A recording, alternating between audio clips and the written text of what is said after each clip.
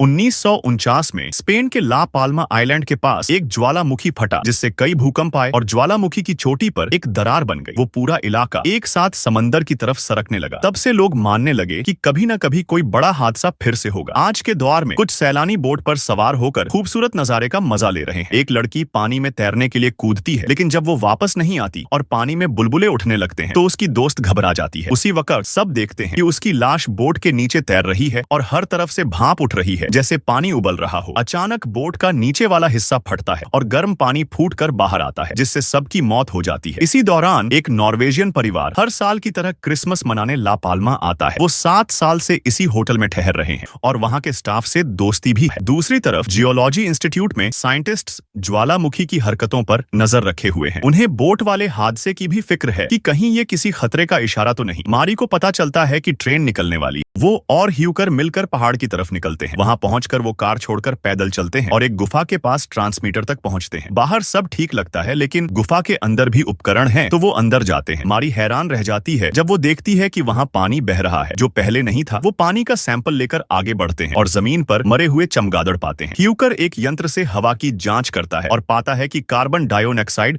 और सल्फर का स्तर बहुत ज्यादा है। गुफा में आगे जाकर ट्रांसमीटर का दूसरा हिस्सा भी मिलता है, जो तबाह हो चुका है। दरअसल गुफा की छत पर एक बड़ी दरार आ गई है और चट्टानें नीचे गिर चुकी हैं। वो दोनों इंस्टीट्यूट लौटते हैं और अपने बॉस आल्वारो को सारी जानकारी देते हैं, मगर वो झल्लाकर कहता है कि ऐसे ही किसी नतीजे पर नहीं पहुंचना चाहिए। वो कहता है कि जनता को बताने से पहले ठोस सबूत चाहिए। ह्यूकर मारी को बताता है कि आल्वारो इसलिए सतर्क है क्योंकि 3 साल पहले उसने एक झूठा अलार्म बजाया था, जिससे लोगों में डर और भगदड़ मच गई थी, लेकिन असल में कुछ नहीं हुआ। बाद में मारी एक वीडियो देखती है जिसमें दिखाया गया है कि अगर यहाँ सुनामी आई तो क्या हाल होगा, और वो डर जाती है। घर लौटने पर उसका भाई एरिक उसे अपने डाइविंग प्रोजेक्ट के बारे में बताता है। उसका कहना है कि कछुए यहाँ इकट्ठा हो रहे हैं, जो आमतौर पर एक साथ सफर नहीं करते। अगले दिन पूरा परिवार लंच कर रहा होता है। बेटा टोबियास न्यूरो डाइवर्जेंट है और जब उसका खाना मेन्यू की तस्वीर जैसा नहीं दिखता तो वो नाराज होकर शोर मचाता है। इसी दौरान सारा दूसरी टेबल पर बैठे चार्ली को देखती है और दोनों एक दूसरे को देख मुस्कुराते हैं। जब सारा अकेली पूल के पास होती है तो चार्ली उसे बुलाता है, लेकिन वो मना कर देती है क्योंकि उसे टोबियास का ख्याल रखना होता है। पिता फ्रेडरिक ये देखता है और कहता है कि वो टोबियास का ध्यान रखेगा ताकि सारा बाहर जा सके। सारा के जाते ही फ्रेडरिक की नजर अपनी पत्नी जेनिफर पर जाती है, जो उस कर्मचारी से बातें कर रही है जिसने उन्हें नया कमरा दिया था। जैसे ही वो पलटता है उसे पता चलता है कि टोबियास गायब है। वो भागता हुआ सारा के पास जाता है। दोनों मिलकर टोबियास को ढूंढते हैं और वो उन्हें एक पहाड़ी पर बैठा मिलता है, जहां वो समंदर में तैरते कछुओं को देख रहा होता है। जब सब वापस होटल पहुंचते हैं, वही कर्मचारी आता है हालचाल पूछने और कार की जानकारी देने। इस पर फ्रेडरिक गुस्से में भड़क जाता है और जेनिफर से बहस शुरू हो जाती है, जिसे बच्चे पास के कमरे से सुन रहे होते हैं। उधर आल्वारो अपने डॉक्टर दोस्त से मिलता है और बोट हादसे के शिकारों की बायोप्सी रिपोर्ट मांगता है। डॉक्टर तस्वीरें दिखाकर बताता है कि पीड़ितों की त्वचा बहुत गर्म गैस से जल गई थी और उन्होंने जानलेवा मात्रा में कार्बन डाइऑक्साइड और सल्फर गैस अंदर ले ली थी। वो फिक्रमंद है कि ये सब लावा का संकेत हो सकता है, लेकिन आल्वारो बात को टाल देता है। इंस्टीट्यूट में मारी और ह्यूकर गुफा से लिए गए सैंपल की जांच करते हैं और पाते हैं कि उसमें मिनरल्स बहुत कम है, यानी पानी को जमीन के अंदर गहराई तक पहुंचने में ज्यादा वक्त नहीं लगा। मारी अंदाजा लगाती है कि दरार शायद पहाड़ की चोटी तक जा रही है। ह्यूकर टोपोग्राफी इमेज चेक करता है और फिर से पहाड़ की तरफ निकलते हैं और बहुत दूर चलने के बाद देखते हैं कि दरार वाकई चोटी तक पहुंच गई है। वो खास उपकरणों से माप लेना शुरू करते हैं। होटल में फ्रेडरिक बालकनी में हल्का झटका महसूस करता है। इंस्टीट्यूट में आल्वारो और उसकी टीम को मॉनिटर पर एक चेतावनी मिलती है कि पहाड़ी से गैस का रिसाव शुरू हो गया है। वो अपनी टीम को सिविल गार्ड को खबर देने को कहता है और उसी समय मारी का कॉल आता है, जो उसे नई खोज के बारे में बताती है। उसी पल जमीन से जहरीली गैस बाहर निकलने लगती है और दोनों वहां से भागते हैं। रास्ते में उन्हें कुछ कैंपर्स दिखते हैं तो मारी उन्हें भी भागने के लिए कहती है। वो उन्हें बताती है कि रूमाल पर थोड़ा पानी डालकर चेहरे पर बांध लो ताकि गैस का असर कम हो। गैस के कारण नजर कम हो जाती है और मारी बाकी लोगों से बिछड़ जाती है। वो फिसलकर गिरती है और होश खो बैठती है। कुछ देर बाद मारी को सपना आता है कि वो डूब रही है। जब होश आता है तो वो खुद को अस्पताल में पाती है। आल्वारो उसे बताता है कि हॉइकर ने बहुत ज्यादा गैस इनहेल कर ली थी, इसलिए उसे कोमा में डाला गया है और कैंप में जो लोग थे वो नहीं बच सके। फिर बहस शुरू हो जाती है क्योंकि आल्वारो अब भी ऑफिशियल वार्निंग भेजने के हक में नहीं है। उसका कहना है कि अगर इस बार भी गलत निकला तो लोग उन पर कभी यकीन नहीं करेंगे। मारी उन्हें सुनाती है जब वो एक सुनामी में फंस गई थी और अपने माँ बाप को खो दिया था। मारी एरिक को भी कॉल करके कहती है कि वो समंदर से तुरंत बाहर आ जाए। होटल में सारा चार्ली से मिलती है और आखिरकार दोनों की बात होती है, लेकिन तभी सारा का मूड डाउन हो जाता है जब वो चार्ली को एक लड़के के साथ देखती है। फ्रेडरिक और जेनिफर पहाड़ों की तरफ जाने की सोचते हैं, लेकिन एक आदमी उन्हें बताता है कि वो इलाका बंद कर दिया गया है है और वहाँ कुछ लोगों की मौत हो चुकी है। वो कैजुअली टोबियास के हादसे का भी जिक्र करता है जिसके बारे में जेनिफर को अब तक पता नहीं था। जब वो लोग कमरे में लौटते हैं तो दोनों में झगड़ा हो जाता है और बच्चे सब कुछ सुन लेते हैं। फ्रेडरिक जेनिफर को टोकता है कि वो अब तक घर पर नहीं थी और ये भी कहता है कि वो सारा को ज्यादा जानता है जबकि वो उसकी सौतेली बेटी है। अपने मामा येंस को कॉल करती है जो नॉर्वे की विदेश मंत्रालय में काम करता है। वो मामा से फ्लाइट के लिए कुछ पैसे मांगती है ताकि घर जा सके। येंस उसे समझाने की कोशिश करता है कि ये सही वक्त नहीं है तो सारा कॉल काट देती है। इसके बाद येंस जेनिफर को कॉल करता है लेकिन उसका फोन साइलेंट है क्योंकि वो मेडिटेशन कर रही होती है। सारा किसी तरह मैड्रिड जाने वाली फ्लाइट में बैठ जाती है और तभी उसे चार्ली का मैसेज मिलता है। उधर मारी और आल्वारो अपनी रिसर्च मेयर को दिखाते हैं लेकिन मेयर को शक है कि शायद ये फिर से फर्जी अलार्म हो। फिर भी दोनों हार नहीं मानते और मेयर से सरकार से मिलने का टाइम लेने के लिए कहते हैं। बाद में मारी एरिक को वापस अपने देश लौटने के लिए कहती है सुनामी की याद दिलाते हुए, लेकिन एरिक को लगता है कि मारी ज्यादा दिन यहाँ नहीं रुकेगी। इंस्टीट्यूट में साइंटिस्ट्स नोटिस करते हैं कि आइलैंड पर झटकों की संख्या बढ़ रही है जिससे आल्वारो को लगता है कि अब राख सतह तक पहुंच रही है। 3 स्टेज होती हैं ज्वालामुखी फटने की, पहले गैस, फिर राख और आखिर में लावा। पर्वत से मिल रहे डेटा से पता चलता है कि क्रैक और फैल रही है। कुछ ही मिनटों में हालात और बिगड़ते हैं तो आल्वारो टीम को सारे एयरपोर्ट्स को अलर्ट भेजने को कहता है। तभी एक जबरदस्त राख का विस्फोट होता है जिसे होटल के सभी लोग देख सकते हैं। होटल के स्टाफ टूरिस्ट्स को कहता है कि घबराएं नहीं, ये बस बड़ा विस्फोट है। लेकिन अफसोस की बात ये है कि सारा की फ्लाइट को ये वार्निंग देर से मिलती है और प्लेन सीधे राख के बादल में घुस जाता है जिससे इंजन में आग लग जाती है। होटल में जेनिफर और फ्रेडरिक को येंस का कॉल आता है जो उन्हें सारा की प्लानिंग के बारे में बताता है। दोनों सोचते हैं कि शायद फ्लाइट कैंसिल हो गई होगी लेकिन तभी वो सारा का प्लेन नीचे गिरता देख लेते हैं। ये खबर तुरंत न्यूज में फैल जाती है और दोनों भागते हुए लोकल हॉस्पिटल पहुंचते हैं जहां रेस्क्यू टीमें बचे हुए लोगों को ला रही होती हैं। वहां सारा नहीं मिलती तो जेनिफर नर्सों पर चिल्लाने लगती है और फ्रेडरिक उसे संभालकर बाहर ले जाता है। उधर मेयर आल्वारो और उसकी टीम को सरकार से मिलने का मौका दिलाती है। सरकार पहले तो शक में रहती है कि क्या वाकई मिराज फटेगा, लेकिन लंबी बहस के बाद तैयार हो जाती है कि तैयारियां शुरू कर दें। बाद में आल्वारो अपनी टीम को कहता है कि वो अपने परिवारों के साथ निकल जाए। मारी जाते वक्त उसे गले लगाकर अलविदा कहती है। जब वो घर पहुंचती है तो एरिक वहां नहीं होता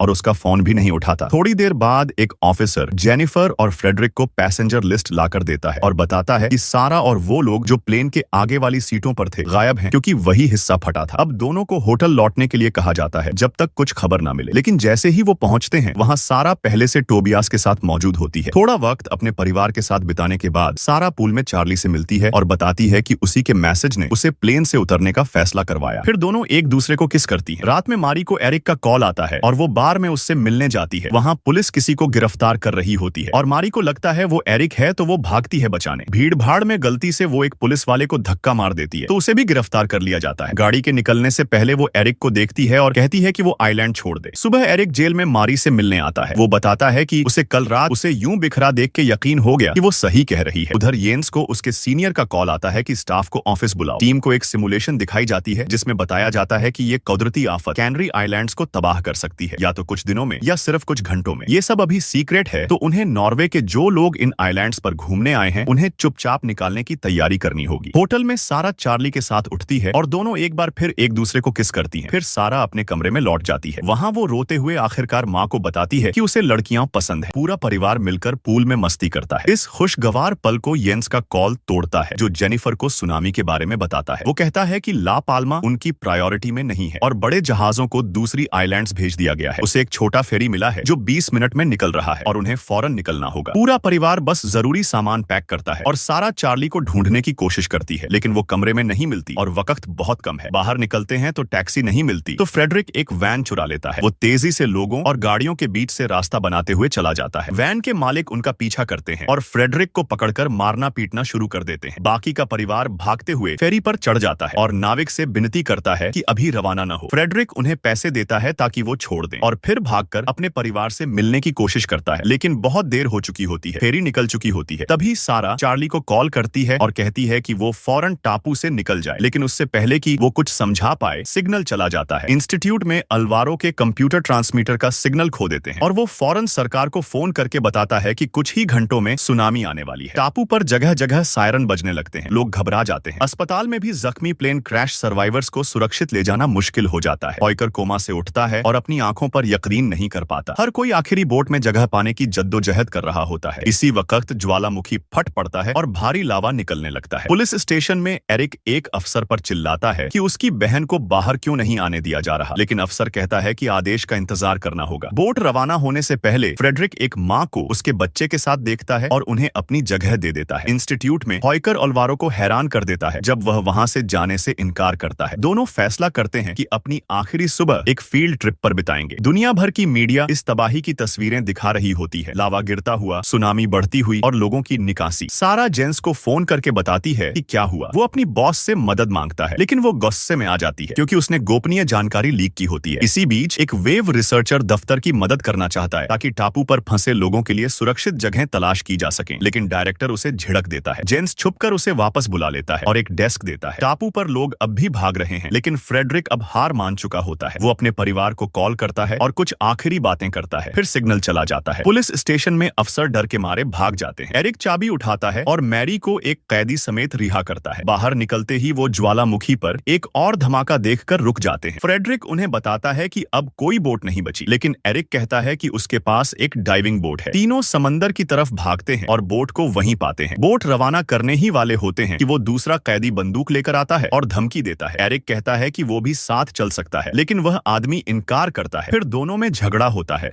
और बंदूक से गोली चल जाती है। एरिक जख्मी हो जाता है। मैरी दौड़ती है, लेकिन उसके भाई की गोद में मौत हो जाती है। फ्रेडरिक उस कैदी पर टूट पड़ता है, लेकिन वह उसे पीछे धकेल देता है और डुबाने की कोशिश करता है। फ्रेडरिक एक पत्थर उठाकर उसे मार देता है और पानी में डुबाकर खत्म कर देता है। अब फ्रेडरिक और मैरी बोट पर निकल जाते हैं। कुछ लोग साथ चलना चाहते हैं, लेकिन फ्रेडरिक उन्हें दूर धकेल देता है। उधर जेंस को वेव एक्सपर्ट से पता चलता है कि सुनामी से बचने की एकमात्र उम्मीद टेनेरिफ नाम की एक खाड़ी में है, लेकिन वहां भी जिंदगी और मौत का खेल 50-50 है। जेंस अपनी बॉस को बताता है, लेकिन वो कहती है कि इतना रिस्क लेकर ऐलान नहीं किया जा सकता। पहाड़ पर हॉयकर और अल्वारो खास सूट पहनकर लावे के पास जाते हैं और वाइन पीते हुए उसका बहाव देखते हैं। एयरपोर्ट पर जेनिफर और बच्चे पासवर्ड्स दिखाते हैं, जिसमें फ्रेडरिक का भी होता है, तो उन्हें 4 रिस्ट बैंड्स मिलते हैं। फ्लाइट में चढ़ने से पहले सारा चार्ली को बाहर देखती है और उसे लेने लौट जाती है। चूंकि चार्ली के पास रिस्ट बैंड नहीं होता, सारा उसे फ्रेडरिक वाला दे देती है। वहीं फ्रेडरिक और मैरी टेनेरिफ पहुंच जाते हैं। ज्वालामुखी पूरी तरह ढाने लगता है और लहरें सुनामी बनकर उठने लगती हैं। हॉयकर और अल्वारो उसकी चपेट में आकर मारे जाते हैं। झटका एयरपोर्ट तक पहुंचता है, जहां प्लेन हिलने लगता है और लोग घबरा जाते हैं। जेनिफर सारा की चिंता में टोबियास के साथ प्लेन से बाहर चली जाती है। उसे पता नहीं होता कि लड़कियां अब प्लेन में हैं। मैरी दूरबीन से देखती है कि सुनामी टेनेरिफ तक पहुंचेगी। नॉर्वे में जेंस की बॉस प्रेस कॉन्फ्रेंस शुरू करने वाली होती है, लेकिन भूस्खलन की खबर मिलते ही सब रुक जाता है। जेंस मौके का फायदा उठाकर सबके सामने सुनामी का सच उजागर करता है और सुरक्षित जगह का लोकेशन शेयर कर देता है। फिर सिक्योरिटी उसे बाहर ले जाती है। थोड़ी देर बाद फ्रेडरिक को भी वो मैसेज मिल जाता है और वो मैरी के साथ नाव लेकर निकल पड़ता है। एयरपोर्ट पर आखिरी 2 प्लेनों में लोग लहर को देखकर चीखने लगते हैं। सारा अपनी माँ को बताती है कि वो प्लेन में है। जेनिफर कहती है कि वहीं रहो। फिर चार्ली को मैसेज आता है जिसमें लोकेशन होती है। सारा उसे अपनी माँ को फॉरवर्ड कर देती है। जेनिफर उसे पढ़ नहीं पाती और जैसे ही वो इंटरनेट पर ढूंढने जाती है, नेटवर्क बंद हो जाता है। खुशकिस्मती से टोबियास को नक्शों का शौकस होता है, तो वो उस जगह को पहचान लेता है। एयरपोर्ट का आखिरी कर्मचारी अपनी वैन से उन्हें ले जाता है। रास्ते में टोबियास बड़ी लहर देख लेता है, तो जेनिफर उसका ध्यान बांटने की कोशिश करती है। नाव पर फ्रेडरिक और मैरी पूरी ताकत से नाव को कंट्रोल करने की कोशिश करते हैं, क्योंकि लहरें तेज होती जा रही होती हैं। सिग्नल चला जाता है और अब उन्हें नक्शा भी नहीं मिल पाता। 2 बड़ी लहरें पीछे से आती हैं, लेकिन वो उन्हें ऐन वक्त पर चकमा दे देते हैं। सुनामी एयरपोर्ट पहुंचती है